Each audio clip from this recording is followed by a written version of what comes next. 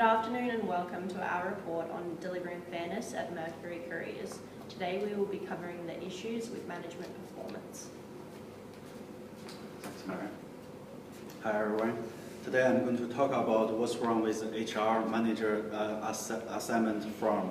First of all, this firm purely based on HR management former line working experience.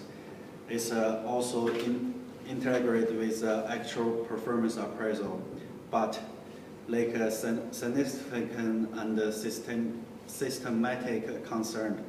In this company, and the HR manager talent strategy is buying rather than building skilled staff.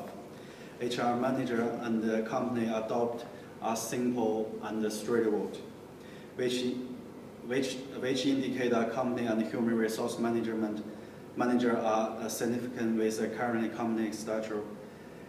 This is because the company follow a cost-defender competitive strategy and apply traditional management culture. The parcel collection and the distribution is extinct a mature market, and company tend to make a radical decision. Therefore, company will try to avoid change in all aspects, such as being on the cutting edge of technology and innovation, product development, and market domestic. Next part, I'm going to pass my colleague Anna. So the next issue with the organization is that their flawed performance management system as well as their reward system is based on a forced distribution model, where Mercury's employees are evaluated, ranked, and forced into a distribution of 20% top performance, 10% bottom performance, and the remaining 70% as good or average performers. In addition, the top performers receive a bonus while the poor performers will be dismissed, which occurs on annual basis. According to Schleicher, Bull, and Green, this type of repeated discharge of low performers is frequently experienced as unfair by both raters and bottom performers. Moreover, because these staff evaluations occur only once per year, it's unlikely to accurately reflect one's true performance, as rater perception is subject to errors and biases, such as recency bias, which consequently lowers the validity of the system. However, all of the Mercury's non-managerial staff is evaluated separately, regardless of which department they belong to. This results in low performers across all groups being reprimanded. Initially, this can lead to clearing out the deadwood while keeping assets and at the same time motivating high achievers to perform. Understandably, this system can create a competitive climate, but it does so at the expense of collaboration and teamwork, which can have negative consequences. Also, over time, this rigid system can lead high performance to be ranked lower unfairly. In addition, the continuous pressure to perform can lead to employee demoralization, dissatisfaction, and increased turnover, especially amongst high achievers, as well as risk legal consequences if employee complaints persist. Now, I will hand over to my colleague, Yu. Thank you. Thanks, Anna. To add to this, I'll introduce the strategic planning. It's important for an organization to link the strategic planning for their cost effectiveness, which is also critical to the performance management. First, the strategic planning is a process of action for identifying their strategies, goals, the mission, and the vision to achieve them. However, in this case, Don, as an HR manager, he lacks linking the strategies and plans, and it also no clear goals in their appraisal forms. But in fact, there are many benefits and reasons for setting strategic planning in the performance system.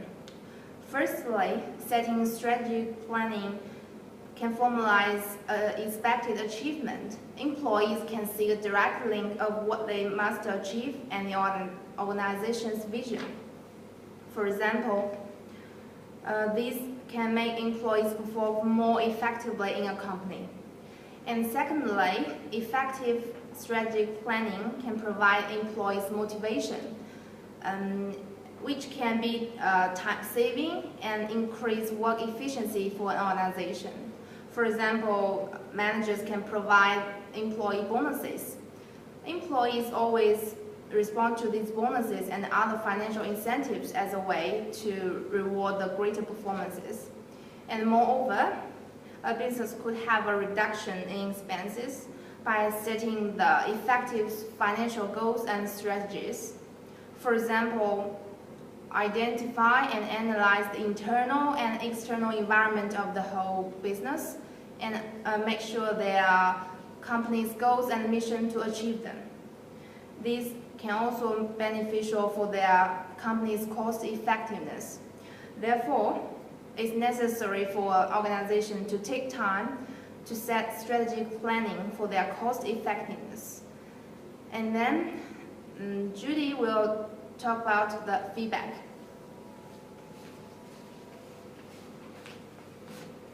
Performance feedback is when information about an individual's past behaviour or knowledge of results is presented to them after they have performed. A feedback system regarding job performance is essential in an organisation in order to motivate and encourage employees. The performance level of an employee for a given task is determined by the system that they are operating within, by assessing several factors such as whether the skilled workers are given challenging tasks which lowers their comparative efficiency, whether there are adequate resources available, and whether the employee has been properly trained. These factors can affect the performance of employees, but are not taken into account in a performance appraisal, only in a performance management system. The main issue found with performance management system was that it was more like an appraisal system due to the fact that it doesn't consider these hidden factors that can affect the way an employee performs and their comparative efficiency. An organisation that uses the typical very poor, poor, good, very good and excellent performance scale, the manager has a responsibility at the beginning to identify which levels of performance will produce which rating. The form used by Mercury Careers does not actually identify which performance level an employee must meet in order to achieve a specific rating for their performance. Therefore, the form is open to interpretation and will not help employees increase their performance because they don't know exactly what they have to do to reach that level of performance. Now I'll pass it on to my colleague Maria. The performance review process has many aforementioned issues. To add to this, there is currently no presence of training and development within the corporation, as well as a lack of ethics involved in the review process. This has resulted in the legal process the company now finds themselves in. To quote Scott Sims in Executive Ethics, ethics should be a critical component of all human resources and processes, including recruiting and selection, goal setting, coaching and performance, reviews, compensation and rewards, career planning, training and development, and leadership and management training. But in relation to the review process, the entire system is based around the opinion of one person, a personal opinion that has been formed without any training whatsoever. Therefore, the review process is in clear violation of what should be a company ethos. Ethics allow for performance management to be made when employees are trained and coached with goals that are achievable, with feedback of their work, as previously discussed by Jody, felt fairness and can be met. Once these are achieved, reward systems can be manufactured rather than the current one, which is based on bias and hearsay. Don has also stated that he does not believe in or see a need for training and development. As such, Mercury Careers does not have training and development across the entire company. This will have a flow-on negative effect in the future in such new areas as health and safety and customer service.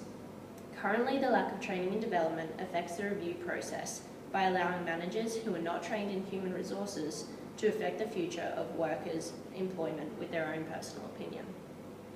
In summation, in order for positive change to be made within Mercury Careers and to stop future litigious issues from arising, the issues discussed today need not only be addressed, but changed.